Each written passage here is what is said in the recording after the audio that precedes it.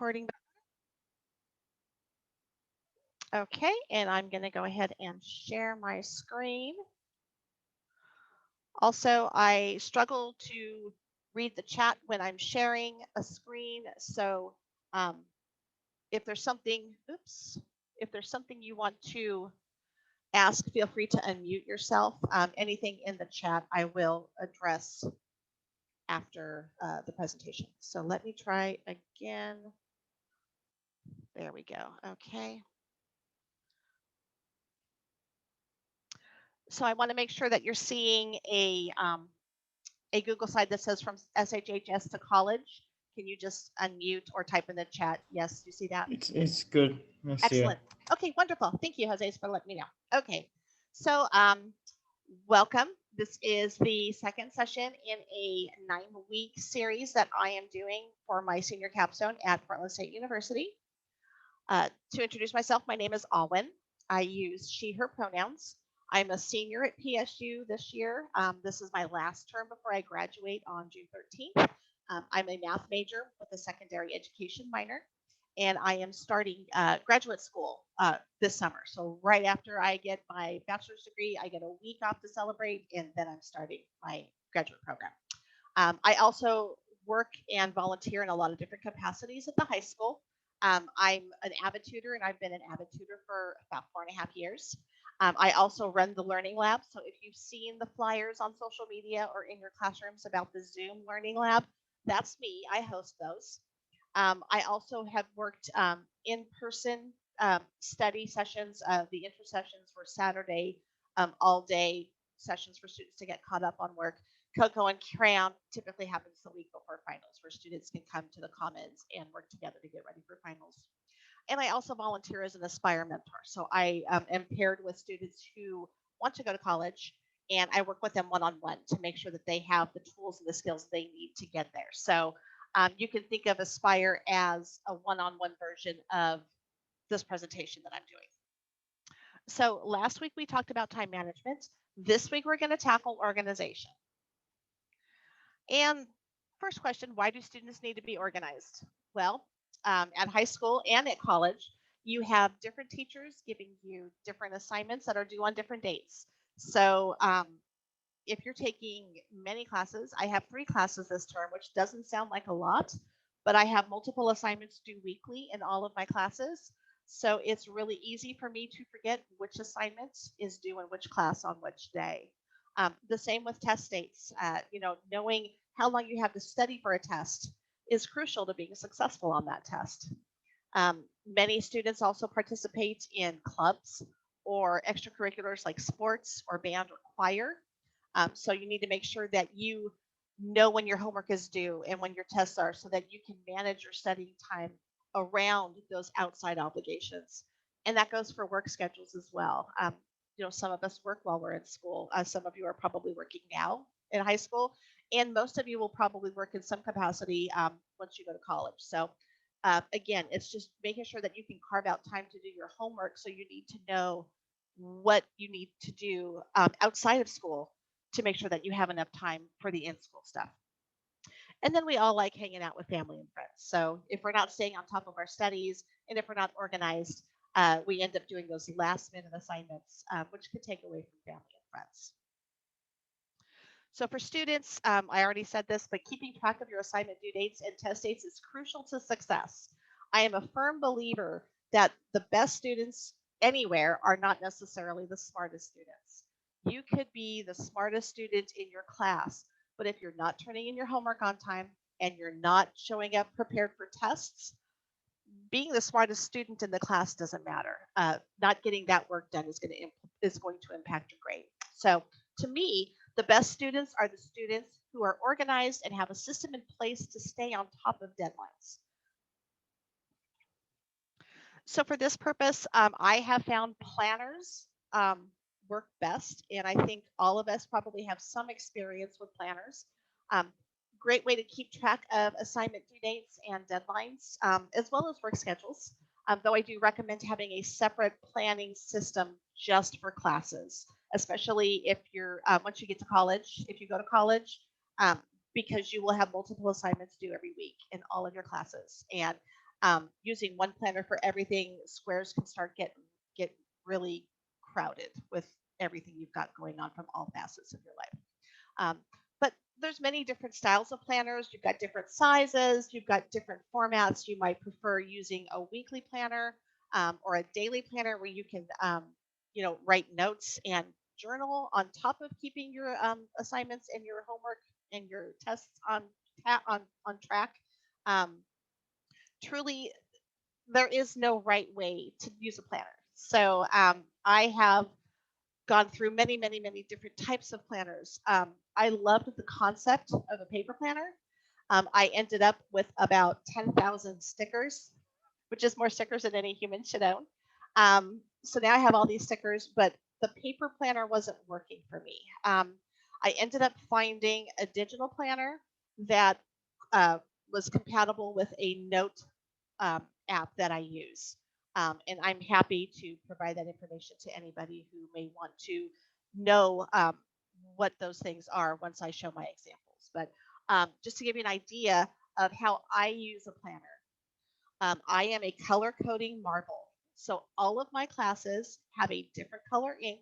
You can see how my colors break down here. So you'll see all those blue asterisks on Fridays.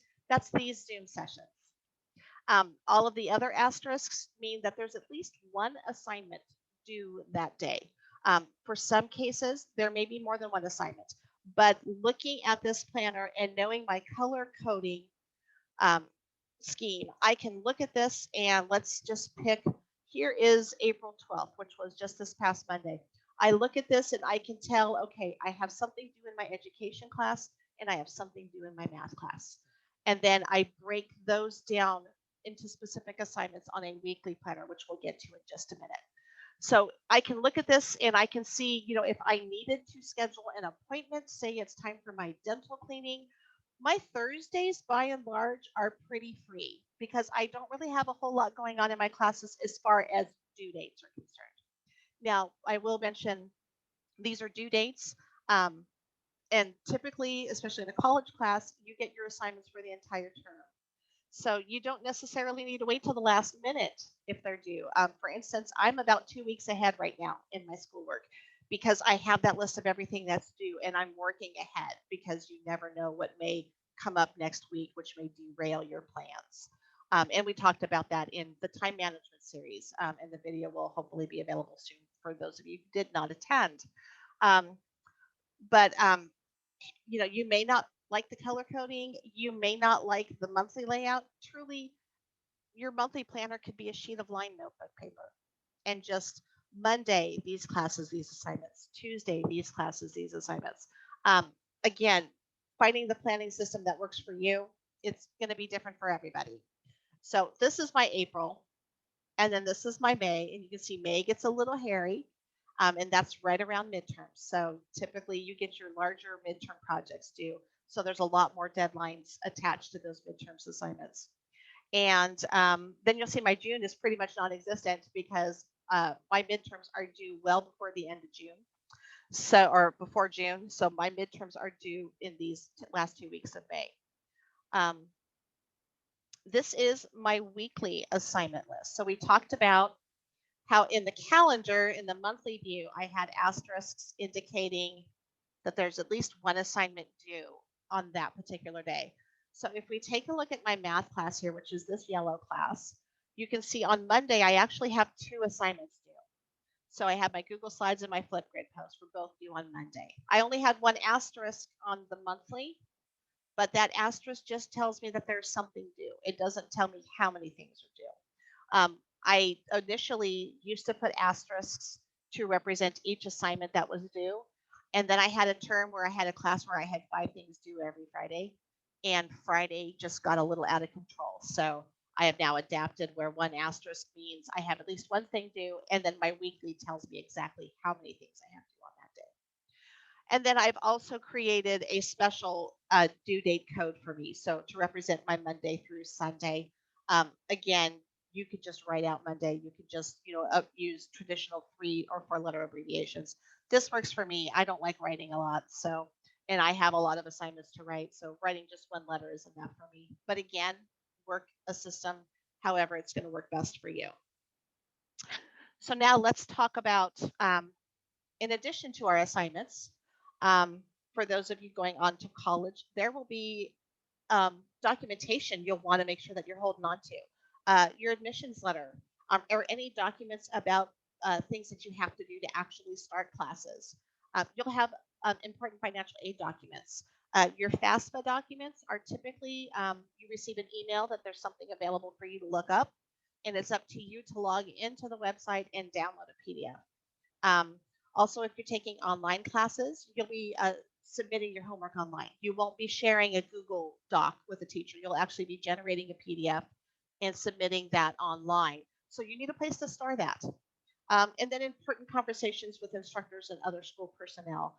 When I ask for extensions on homework assignments, I print that email and save the PDF so that if there is ever an issue where an instructor does not give me a grade because he says I'm late, I have that email to send him and say, we had an agreement. Here's the email that we had. I have found that has saved me more than one time. So any type of conversation around your specific classes, I highly recommend you keep those emails, whether you have a folder in your email account, or for me, it's just easier to generate a PDF and then I throw it in a folder. And I'm actually going to show you my folder system right now. So I have a thumb drive that I just use for education so that it's portable. So if I'm working away from home and I'm on my laptop, I can pull those documents if I need to access them. And a warning, I do make folders for every little thing, and you'll see that shortly. So this is my master folder for all of my stuff at PSU. And you'll see I have several subfolders here. I have a folder for admissions, for my bachelor's degree, for my individual classes, for clubs and organizations that I work for and that I'm a member of. Financial aid documents. GTEP is my master's program. Phi Kappa Phi is the National Honor Society for four-year universities. Putnam is the mathematics exam I took this year. And then a miscellaneous folder for maybe like you have one document that you need to save, but it doesn't really fit into any of these larger folders. I have a miscellaneous folder. I honestly haven't looked at it forever. There might not be anything in it. I have no idea. But if we go from there to my admissions folder, you'll see I have two things in my admissions folder. I have my admissions letter, which has important information like your student ID and how to access your account online. All important information for you to hold on to. And then I also have a screenshot of the confirmation from my orientation. As a incoming freshman in college, you will be required to attend some sort of orientation on campus. I took a screenshot because when I'm doing things from my phone, taking pictures forces me to remember to put it on a calendar. So I took a screenshot when I did that. So this is all that's in my admissions folder. Now, if we were to double click and go back to my PSU main folder, and then now I'm going to show you my financial aid folder. Maybe. There we go. So for financial aid, I have one folder per academic year, and then I have a separate folder for scholarships. And that folder for scholarships also has these same subfolders for each academic year. I wanted to keep scholarships separate from the financial aid that's attached to completing the FAFSA. So from here, let's say I double click on 2021 academic year. And here are my documents. I've saved my student, my SAR report, which is the report generated by FAFSA when you complete your FAFSA, and it tells you how much financial aid the government feels that your family can contribute toward your education. And that number will change every year depending on what your tax status is and how much income you earned each year, or how much income your parents earned if your parents are a part of your FAFSA. The award letter is a document that you generate in your actual account, your financial aid account, that shows how much money you're receiving. So that's your grants, scholarship money, and loans through FAFSA. And then I've also saved some chats that I've had with both studentaid.gov and with PSU about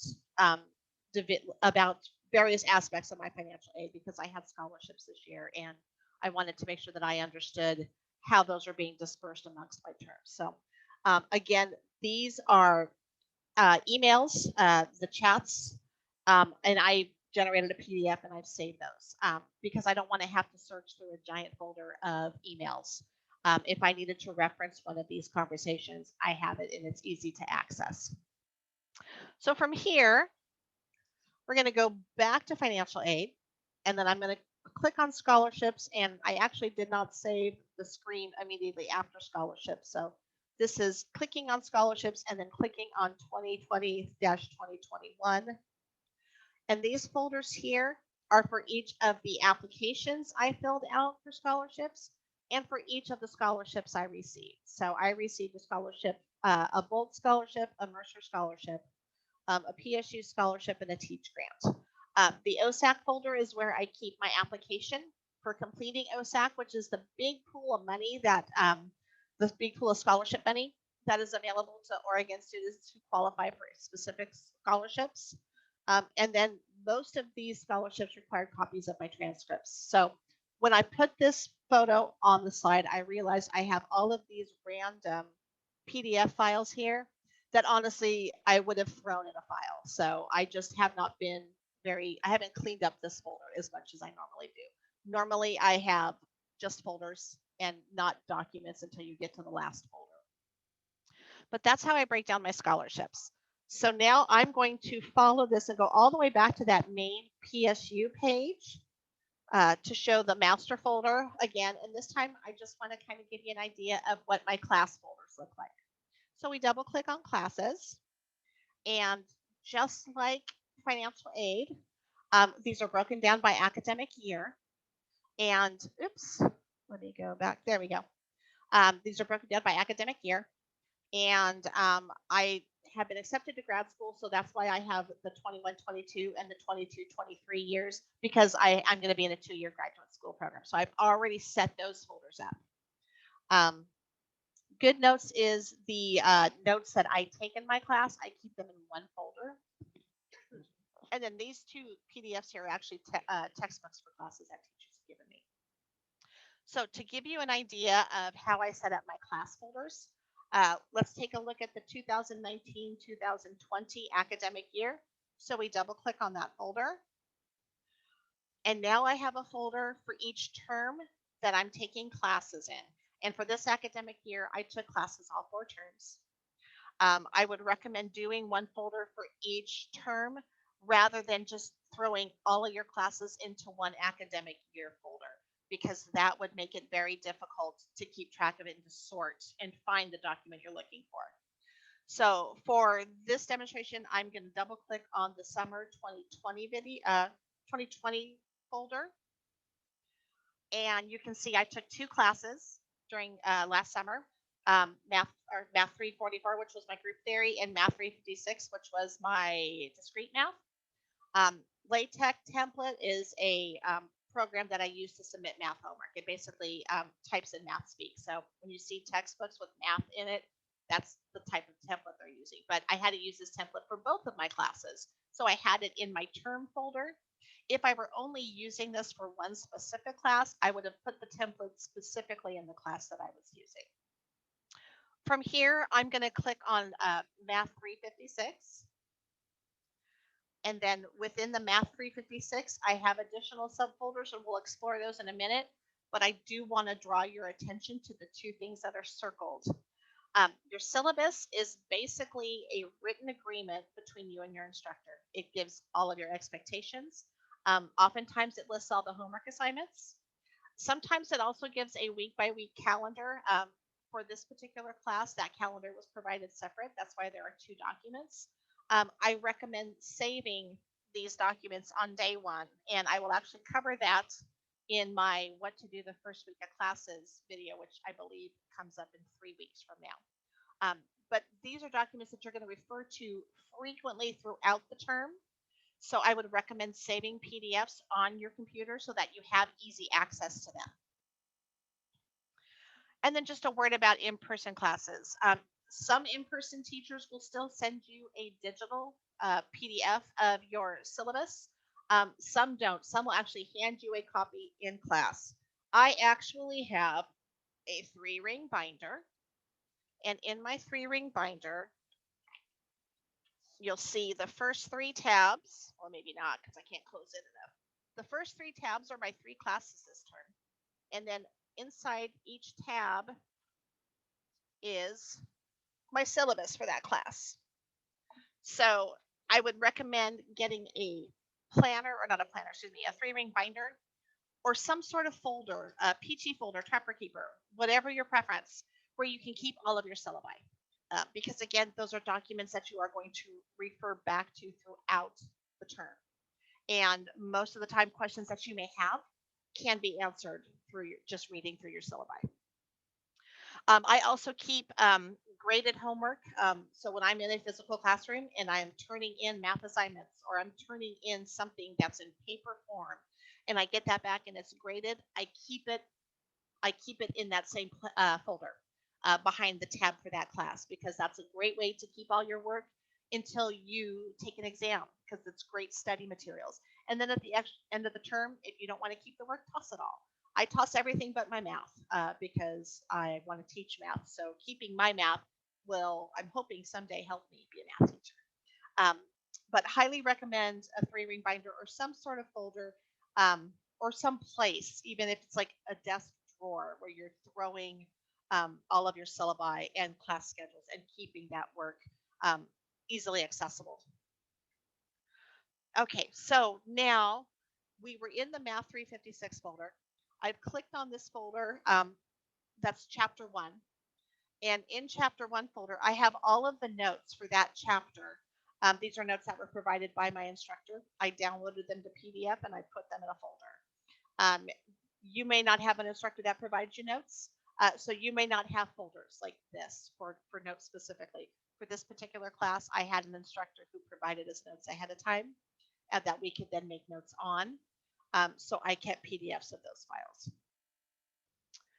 And then my homework file, I have a file for each homework assignment. And then within each homework assignment folder, this is homework assignment 1. My instructor gave us two sections of homework each time. So homework 1.1 and or 1-1 and 1-2, that is the actual homework pages that he gave students. The solutions are actually his written solutions to those problems. Homework 1 Gatton, that is the homework assignment I turned in. And then homework 1 graded is the assignment that came back to me graded with notes. So again, the way you do homework assignments may not be digital, and then that's why you have a 3-ring binder or a folder of some sort to keep all that work in. But for me, the last year everything's been remote, so I have everything in PDF form on my computer to keep track of. And then again, I can go back, I can look at my graded and see what notes he made, and then I can go back and look at whatever solution to whichever problem it is and see how he solved it. And that can, help me bridge maybe a gap in my learning. So, and that would be true of any subject, not just math. LA, science, any subject. Reviewing what you did and then the notes from the instructor can help you sort of understand maybe why you got what you got wrong. So, okay, back into my Math 356 folder. This is the folder I have set up for exams. Much like my homework folder, I have a folder for each exam. And inside those folders, if your teacher provides a review, I keep the reviews in with the exam folders. So here I have exam 1 review and exam 1 review solutions. So his review, his solutions. Here's the actual exam, his actual solutions, and then what I turned in, and then what mine came back graded. So again, just like a 3-ring binder if you're in an in-person class, having a folder to keep all of this stuff neat and organized is just another way to help you be successful.